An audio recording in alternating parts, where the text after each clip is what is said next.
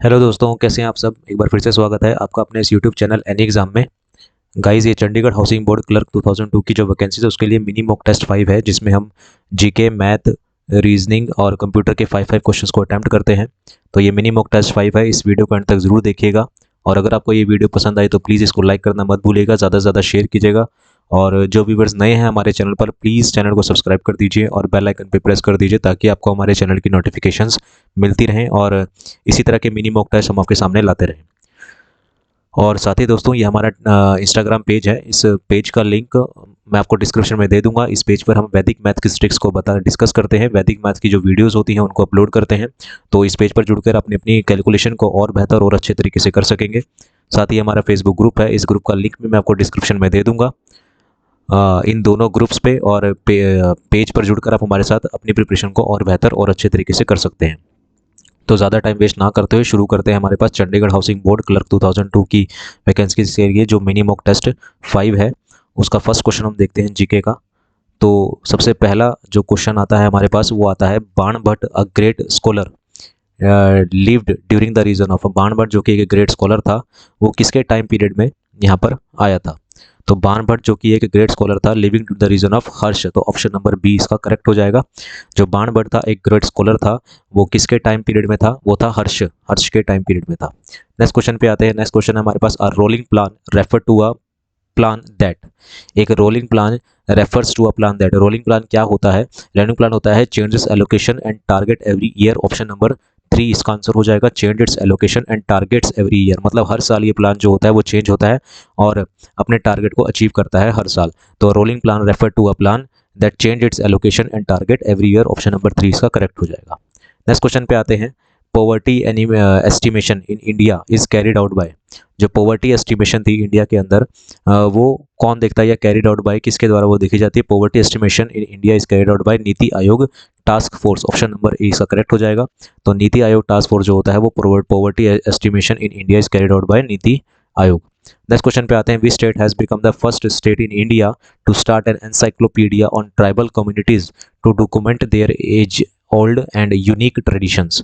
तो document their old age old and unique, उनकी age और उनके जो ओल्ड एंड यूनिक जो ट्रेडिशन है उनके लिए एनसाइक्लोपीडिया कौन सी स्टेट, ट्राइबल कम्युनिटीज़ की के लिए एनसाइक्लोपीडिया कौन सी स्टेट ने ये स्टार्ट की है? तो ये की है उड़ीसा ने। ऑप्शन नंबर डी यानी कि फोर्थ इसका आंसर हो जाएगा। Which state has become the first state, कौन सी स्टेट है ये? पहली स्टेट कौन सी है?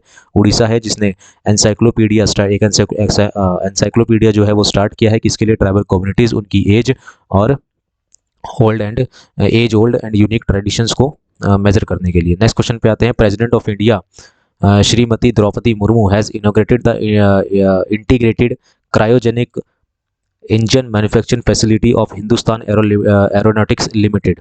तो president of India Shrimati Draupadi Murmu has inaugurated the integrated cryogenic engine manufacturing facility of Hindustan aeronautic Limited in, ये कहाँ पर इन्होंने जो है वो उसकी इनोग्रेट किया है? वो किया है बेंगलोर में। ऑप्शन नंबर बी जो है उसका करेक्ट हो जाएगा। तो प्रेसिडेंट ऑफ इंडिया श्रीमती कौन? द्रौपदी मुर्मू ने integrated cryogenic engine manufacturing facility of Hindustan aeronautic limited यानी कि HAL की जो स्थापना या फिर इनको जो इनोग्रेट किया है वो कहाँ पर किया है? ऑप्शन नंबर बी बेंगलोर में किया है। तो ये थे हमारे पास जीके के 5 इंपॉर्टेंट क्वेश्चंस। अब हम आते हैं हमारे पास मैथ के इंपॉर्टेंट क्वेश्चंस पर, जिसमें सबसे पहला क्वेश्चन हमारे पास है DI से रिलेटेड। तो इस क्वेश्चन में हमारे पास ये बोला जा रहा है कि आपको एक DI दी गई है और यहाँ पर आपसे बोला जा रहा है कि which are the number of females post graduate available in country B. तो यहाँ पर हम साइड में इसका सॉल्यूशन करेंगे। What are the number of females post graduate available in country B. Country B में कितने पोस्ट ग्रेजुएट जो है वो फीमेल अवेलेबल है? तो सबसे जैसे हमारे पास अगर हम कंट्री बी में देखते हैं तो कंट्री बी में हमारे पास जो हैं वो टोटल जो एम्प्लॉयज़ हैं वो है 2880 एम्प्लॉयज़ हैं, जिसमें से फीमेल्स की अगर बात करें तो रेशो और मेल टू फीमेल यहाँ पर दे रखा है कंट्री बी में। तो फीमेल कितने हमारे पास 5/16 हो जाएगा कंट्री बी में अगर हम देखते हैं तो कंट्री बी में अगर हम देखते हैं तो फीमेल्स कितनी आती है हमारे पास? 2880 में से 5/16 क्या हो जाएंगे? मेल्स की कटिंग करेंगे। तो कटिंग करते हैं तो 4 4 16 होता है, 4 7 28, 4 2 ज़ा 8 0, देन अगेन कटिंग करेंगे 4 1 ज़ा 4, 4 1 ज़ा 4, 4 8 ज़ा 32 0। तो 180 इंटू अगर हम 5 करते हैं तो ये हमारे पास हो जाएगा 8 0 ज़ा 0, 8 5 ज़ा 40, 4 900। 900 का हम हमारे पास यहाँ पर जो फीमेल, यहाँ पर अगर आप फोर्थ कॉलम में देखेंगे तो दे रखा है परसेंटेज ऑफ ग्रेजुएट फीमेल। तो स्टेट बी में जो ग्रेजुएट फीमेल है वो कितनी है, 65 है। तो कितनी 65 है, तो हम यहाँ क्या निकालेंगे, इसका 65% निकाल देंगे। तो 900 का अगर हम 65% निकालते हैं तो ये हमारे पास आ जाएगा 9 5 ज़ा 45, 45 का 5 हमने लिया, 4 कैरी चले गया, 6 9 ज़ा 59, 595, यानी कि ये हमारे पास हो जाएगा 6 9 ज़ा 5 9 ज़ा 45, 585, सॉरी माफ़ कीजिएगा, 585 जो है ऑप्शन नंबर बी इसका करेक्ट हो जाएगा। तो जो स्टेट बी में जो नंबर ऑफ फीमेल्स जो ग्रेजुएट हैं वो कितनी है, 585 है। नेक्स्ट क्वेश्चन पे आते हैं हमारे पास। नेक्स्ट क्वेश्चन हमारे पास फिर से डीआई से रिलेटेड है। What percent female are more और less in C that males, what percent of females are more और less in C than males in F, males in F. तो फीमेल आपको C में बतानी है और मेल बताने हैं एफ में। तो अगर हम इसको सॉल्व करते हैं, इसको मैं रब कर देता हूँ यहाँ से, एक सेकेंड।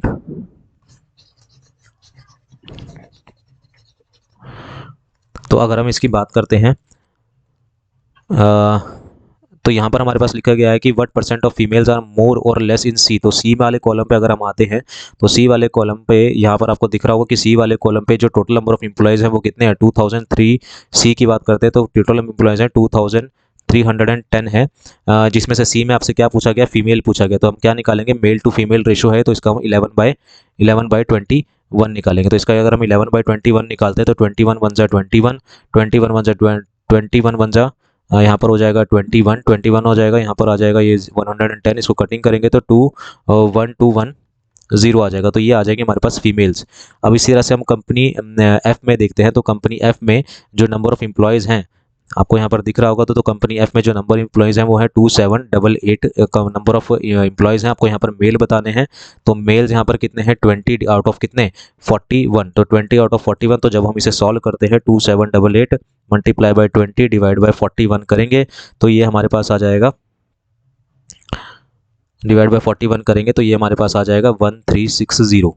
तो ये हमारे पास आगे मेल तो कह रहा है कि कितने ज़्यादा हैं कंपनी एफ में। तो इसमें हम क्या करेंगे, 1360 में से 1210 को माइनस कर देंगे तो ये हमारे पास आ जाएगा 051, 150 हमारे पास ये आ जाएगा। तो 150 ज़्यादा है, कितने से ज़्यादा है, तो ये आ जाएगा हमारे पास कम है, 150 हमारे पास यहाँ पर कम है। कंपनी सी में किससे कम है, 1360 से। तो 1360 डिवाइड में आ जाएगा, मल्टीप्लाई बाय हम कर देंगे 100। तो ये आ जाएगा 150 डिवाइडेड बाय 1360 मल्टीप्लाई बाय 100 करते हैं तो ये हमारे पास अप्रॉक्सीमेशन में आ जाएगा 11%। ऑप्शन नंबर सी जो है इसका करेक्ट हो जाएगा। तो ये आ जाएगा हमारे पास क्या, ऑप्शन नंबर सी, यानी कि 11% इसका करेक्ट आंसर हो जाएगा। तो पहले तो हमें ये बताना था कि कंपनी सी में फीमेल जो है वो कंपनी एफ से कितने कम या कितने ज़्यादा परसेंट ज़्यादा हैं। तो कंपनी सी में जो फीमेल है वो 1210 है। कंपनी एफ में कितनी है हमारे पास, कंपनी एफ में है 1360 मेल है, और तो कितने कम है, 150 हमारे पास कम है, किससे कम है, 1360 से। तो ये अप्रॉक्सीमेशन कितना दे देगा हमें, 11% दे देगा। नेक्स्ट क्वेश्चन पे आते हैं। नेक्स्ट क्वेश्चन हमारे पास है कि मनदीप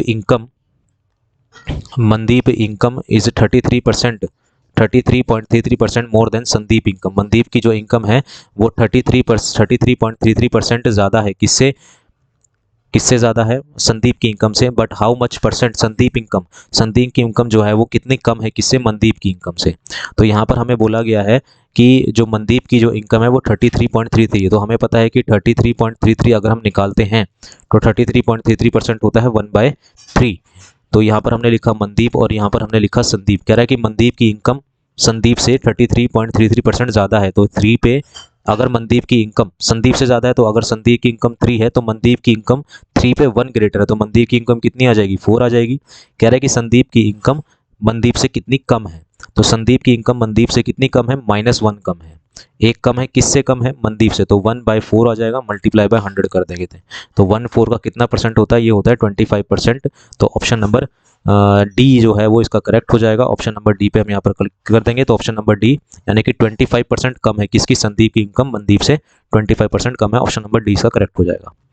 नेक्स्ट क्वेश्चन पे आते हैं। नेक्स्ट क्वेश्चन देखते हैं क्या है। नेक्स्ट क्वेश्चन हमारे पास कि रचित सोल्ड अ कार फॉर, सचित ने कार को सोल्ड किया for ₹243100 at a profit of 10%।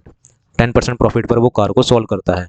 कह रहा है कि what will be the price, कितना प्राइस होगा if it want to gain 35%, अगर उसे 35% का प्रॉफिट कमाना है तो प्रॉफिट में बेच रहा है मतलब वो कितने रुपए में, 100% तो प्राइस होता ही है, प्लस 10% प्रॉफिट में बेच रहा है मतलब वो कितने रुपए में बेच रहा हो, कितने परसेंट में बेच रहा होगा, 110% में। तो 110% की जो वैल्यू है वो एक्चुअल में कितनी दे रखी है, 243100 दे रखी है। तो 1% की जो वैल्यू आएगी वो कितनी आएगी, 243100 डिवाइडेड बाई कितना, 110। कितने का प्रॉफिट करवाना है, 35% का उसे प्रॉफिट को गेन करना है। 35% 135% की अब यहाँ पर क्या करेंगे, वैल्यू निकालेंगे। तो 243100 डिवाइडेड बाई 110 मल्टीप्लाई बाई कितना, 135। इसको सॉल्व कर लेंगे, जीरो से यहाँ पर जीरो कैंसिल हो जाएगी, 11 पे कटिंग करेंगे, 11 1 11, 11 2 22 होता है, तो यहाँ पर 23 बचेगा, 11 2 22 1 बचेगा, 11 1 11 0। तो 2210 को जब हम 135 से 2210 को 135 से मल्टीप्लाई करते हैं तो ये आपके पास आ जाएगा 298350। तो ये आपके पास आ जाएगा ऑप्शन नंबर ए जो है इसका करेक्ट हो जाएगा। तो अगर 35% का उसे प्रॉफिट कमाना है तो कितने में बेचनी पड़ेगी, 298350 में उसे बेचनी पड़ेगी। ऑप्शन नंबर ए से करेक्ट हो जाएगा। उम्मीद है आपको ये क्वेश्चन समझ आया होगा और ये वीडियो भी पसंद आ रही होगी, तो प्लीज़ इस वीडियो को लाइक करना मत भूलिएगा और शेयर कीजिए इस वीडियो को ज़्यादा से ज़्यादा ताकि और लोग जुड़ सकर अपनी प्रिपरेशन को और बेहतर और अच्छा बना सकें। नेक्स्ट क्वेश्चन पे आते हैं। हमारे पास कह रहा है कि एक बैट्समैन है, अब बैट्समैन हिट रन 132 इन हिट्स 11th इनिंग। एक बैट्समैन है जिसने 132 रन स्कोर करे हैं अपनी 11th इनिंग में, there wise is increase average score by 5-6। तो कह रहा है कि उसकी जो एवरेज है वो 6 से इंक्रीज हो जाती है। What were the average score after 11th inning. तो 11th इनिंग के बाद उसके स्कोर कितना, उसका जो एवरेज है वो क्या थी। कह रहा है कि एक batsman hits 132 run in the hits 11th inning. तो 11th इनिंग से पहले उसने 10 इनिंग भी खेली होंगी, ठीक है ना। 11 इनिंग से पहले उसने अपनी 10 इनिंग्स भी खेली होंगी, तो उनकी जो एवरेज है हमें पता नहीं कितनी है, तो हमने लेट कर लिया कि let the average of 10 innings, हमने मान लिया कि 10 इनिंग्स की जो एवरेज है वो x है। तो टोटल रन क्या होंगे, तो टोटल रन हो जाएंगे 10x। ये 10 इनिंग के रन होंगे। तो 10 इनिंग के जो रन है वो 10x है। कह रहा है कि 11th इनिंग में उसने कितना स्कोर किया, 132 स्कोर किया। तो इनिंग्स कितनी होगी, 11 होगी, और इसकी वजह से क्या हुआ, उसकी जो एवरेज थी x वो इंक्रीज होगी, कितने से, 6 से इंक्रीज हो गई। तो ये 11 इधर मल्टीप्लाई हो जाएगा, तो ये हो जाएगा 10x plus 132 is equal to 10x plus 132 is equal to 11 into में x करेंगे तो कितना आ जाएगा, 11x आ जाएगा। 11 इंटू 6 करेंगे तो 66 आ जाएगा। तो 11 में से 10 गए तो x आता है, और 132 में से अगर हम 66 को माइनस करेंगे तो कितना आएगा, 66 आ जाएगा। कह रहा है कि 11th इनिंग के बाद उसकी एवरेज बता दो क्या है। तो 11th इनिंग के बाद मतलब कि उसकी जो नई एवरेज होगी, हम क्या करेंगे, 66 में जो उसकी 6 एवरेज बढ़ गई थी वो ऐड कर देंगे, ये वाली इसमें हम ऐड कर देंगे, इसमें ये एवरेज निकाल लेंगे तो कितना आ जाएगा, 72 आ जाएगा। ऑप्शन नंबर बी जो है उसका करेक्ट हो जाएगा। तो जो उसकी 11th इनिंग के बाद जो उसकी एवरेज थी वो कितनी थी हमारे पास, 72 हो जाएगी। तो 11, अगर आपसे पूछेगा कि 11th इनिंग से पहले कितनी थी तो आपका आंसर होगा 66, और 11th इनिंग के बाद कितनी होगी तो आपका आंसर कितना होगा, 72 होगा। उम्मीद है आपको ये क्वेश्चन समझ आए होंगे। अब हम चलते हैं हमारे पास रीजनिंग के क्वेश्चंस पर, रीजनिंग के इंपॉर्टेंट क्वेश्चंस पर। तो सबसे पहला क्वेश्चन जो हमारे पास है रीजनिंग का, वो है हमारे पास कि आपको ये पैटर्न इसमें ढूंढना है और पैटर्न बताना है कि क्या होगा। इसमें पैटर्न ढूंढना है आपने कि 19 से 17 बना है, और 18 से कितना बनेगा, और 24 से 168 बना है। तो हमें पता है कि 13 से अगर हम 19 को बनाना है तो 13 को 7 से मल्टीप्लाई करेंगे तो कितना बनेगा, 19 बनेगा। 24 से और 7 से मल्टीप्लाई करेंगे तो 168 बनेगा। इसी तरह से 18 को अगर हम 7 से करते हैं तो 7 8 56 5 126 बनेगा। ऑप्शन नंबर डी इसका करेक्ट हो जाएगा। तो मल्टीप्लाई 7 इसका पैटर्न चल रहा है। नेक्स्ट क्वेश्चन पे आते हैं। आपको ये डिक्शनरी के अकॉर्डिंग लगाना है, ये सारे आपको वर्ड दिए गए हैं तो डिक्शनरी के अकॉर्डिंग आपको लगाना है इसमें। तो डिक्शनरी के अकॉर्डिंग जब हम देखते हैं तो सबसे पहला जो वर्ड सबके आगे www दे रखा है, तो सबसे आगे ww है, तो सबसे पहला जो वर्ड आता है। उसके बाद अगर हम नेक्स्ट अल्फ़ाबेट देखते हैं तो सबसे पहले आता है h, तो सबसे पहले तो आ जाएगा क्या, वाइटर, WHITER आ जाएगा। उसके बाद आता है हमारे पास o आता है, तो o सब में दे रखा है।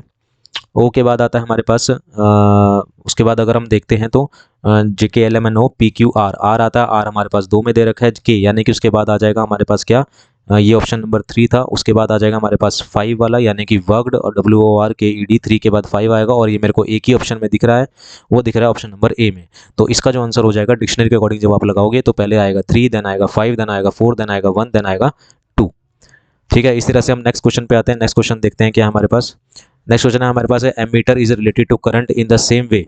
अगर एमीटर जो है वो करंट से रिलेटेड है तो इन द सेम वे उनको आपको ये 4 ऑप्शन दे रखे हैं, किस तरीके से ये रिलेट करेगा। तो balance, scale, clock time, anemometer strange and testometer wind. तो एमीटर से हम क्या करते हैं, करंट मेजर करते हैं। एमीटर से हम क्या करते हैं, करंट मेजर करते हैं। इसी तरह से क्लॉक से हमें क्या मेजर करते हैं, क्लॉक से हम क्या मेजर करते हैं, टाइम मेजर करते हैं। क्लॉक से हम क्या मेजर करते हैं, टाइम। तो ऑप्शन नंबर बी जो है उसका करेक्ट हो जाएगा। नेक्स्ट क्वेश्चन पे आते हैं। नेक्स्ट क्वेश्चन देखते हैं हमारे पास क्या है। नेक्स्ट क्वेश्चन है हमारे पास GIKM। इसमें आपको पैटर्न देखना है। तो GIKM में अगर हम पैटर्न देखते हैं तो G के बाद HI +2 करा, HI क्या HIJK इसमें +2 करा, KLM इसमें +2 करा। तो +2 का पैटर्न चल रहा है। RTVX इसमें देखते हैं RST +2 करा, TUV +2 करा, TUVWX +2 करा। तो ये भी सही है। LNPR में अगर हम देखें तो +2 JKLMN +2 करा, JKLMN OP +2 करा, PQR +2 करा। तो ये भी सही है। DFIX में अगर हम देखते हैं तो DEF +2 करा, GHI +3 हो रहा है यहाँ पर। तो ये हो गया हमारे पास गलत। ऑप्शन नंबर डी जो है इसका करेक्ट हो जाएगा। तो इसका जो अलग पैटर्न है यानी कि जो डिफरेंट है फ्रॉम द अदर्स वो है DFIK। इस तरह से नेक्स्ट क्वेश्चन पे आते हैं। ये हमारे पास सिलॉग्स का ये क्वेश्चन है। सिलॉग्स भी आपके पास आ सकता है। तो सिलॉग्स में अगर हम देखते हैं तो इसका डायग्राम अगर हम बनाते हैं, कह रहा है कि सम एप्पल्स आर बनाना। कुछ एप्पल क्या है, बनाना है। तो कुछ एप्पल, तो ये एप्पल है और ये कुछ एप्पल क्या है, बनाना है। सम मैंगोज आर लीची, अभी पता नहीं कहाँ बनेगा। और लीचीज आर एप्पल, सारी लीचीज क्या है, एप्पल है। और लीचीज आर एप्पल। एंड कह रहा है कि सम मैंगोज आर लीची, कुछ मैंगो क्या है, लीची है। तो अगर हम इसका कंक्लूजन देखते हैं तो कह रहा है कि सम बनानाज आर मैंगो, कुछ बनाना मैंगो है, क्या पता ना हो। तो ये ऑप्शन पहला तो गलत हो गया। दूसरा देखते हैं सम मैंगोज आर नॉट बनाना, कुछ मैंगोज जो है वो बनाना नहीं है। तो ये तो कॉन्ट्राडिक्ट हो गया, तो ये भी गलत हो गया। ऑल एप्पल्स आर लीची, सारी एप्पल जो है लीची, ये भी कॉन्ट्राडिक्ट हो गया, ये भी गलत है। तो तीनों ऑप्शन यहाँ पर गलत हैं। तो इसका आंसर क्या हो जाएगा, none follow. Option number C इसका करेक्ट हो जाएगा, नन फॉलो हो जाएगा। तो कोई भी इनमें से कोई भी नहीं इसका आंसर हो जाएगा। तो जो उम्मीद है आपको ये डायग्राम समझ आया होगा, ये क्वेश्चन समझ आया होगा। इसी तरीके से हम कंप्यूटर प्रोफिशिएंसी क्वेश्चन पे जाते हैं। तो सबसे पहला क्वेश्चन है हमारे पास, which of the following shortcut key was italicked highlighted selection in Microsoft 2007। Microsoft 2007 में इटैलिक हाईलाइटेड सिलेक्शन के लिए किसका यूज़ होता है, तो Ctrl+I का।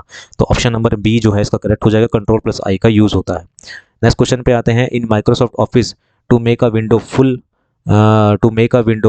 full the entire screen, click on dash button और double click on a windows icon. तो फुल स्क्रीन के लिए हम क्या करते हैं, मैक्सिमाइज करते हैं। ऑप्शन नंबर डी इसका करेक्ट हो जाएगा। In Microsoft Office to make a window full the entire screen, click on dash button. Maximise button पे या तो हम क्लिक करते हैं या फिर विंडो आइकन पे हम डबल क्लिक करते हैं। नेक्स्ट क्वेश्चन पे आते हैं। Which of the following is are the basic components of graphical user interface. Graphical user interface के जो बेसिक कंपोनेंट्स हैं वो क्या हैं, पॉइंटर भी हैं, आइकन्स भी हैं, मेन्यूज भी हैं। ऑप्शन नंबर डी इसका करेक्ट हो जाएगा, ऑल ऑफ द अबव। तो basic components of graphical user interface के लिए ऑल ऑफ द अबव यानी कि पॉइंटर, आइकन, मेन्यूज, इन सब का जो होता है वो बेसिक कंपोनेंट्स है इसके। नेक्स्ट क्वेश्चन पे आते हैं। What is the full form of PDA. PDA की फुल फॉर्म क्या है, तो पीडीए की जो फुल फॉर्म होती है वो होती है हमारे पास personal digital assistant. Personal digital assistant यानी कि PDA stand for personal digital assistant. Option number B जो है इसका करेक्ट हो जाएगा, personal digital assistant PDA full form होती है। नेक्स्ट क्वेश्चन पे आते हैं। Which among the following was the first graphical web browser. पहला ग्राफिकल वेब ब्राउजर की अगर बात करें तो फर्स्ट ग्राफिकल वेब ब्राउजर था मोसाइक। ऑप्शन नंबर ए से करेक्ट हो जाएगा। First graphical web browser is mosaic, MOSAIC। Option number A से करेक्ट हो जाएगा। तो ये थे हमारे पास कंप्यूटर के 5 इंपॉर्टेंट क्वेश्चंस। उम्मीद है आपको ये वीडियो पसंद आई होगी। ये हमारे पास जो मिनी मॉक टेस्ट है वो पसंद आया होगा। तो इसी तरह के और मिनी मॉक टेस्ट के लिए और अपनी प्रिपरेशन को और बेहतर बनाने के लिए प्लीज़ हमारे चैनल को शेयर कीजिए, सब्सक्राइब कीजिए और बेल आइकन पर प्रेस कर दीजिए ताकि आपको हमारे चैनल की नोटिफिकेशंस मिलती रहें। अभी के लिए इतना ही रखते हैं, मिलते हैं नेक्स्ट पार्ट में, पार्ट 6 में, मिनी मॉक टेस्ट 5-6 में कुछ और क्वेश्चंस के साथ। अभी के लिए इतना ही। Thank you very much.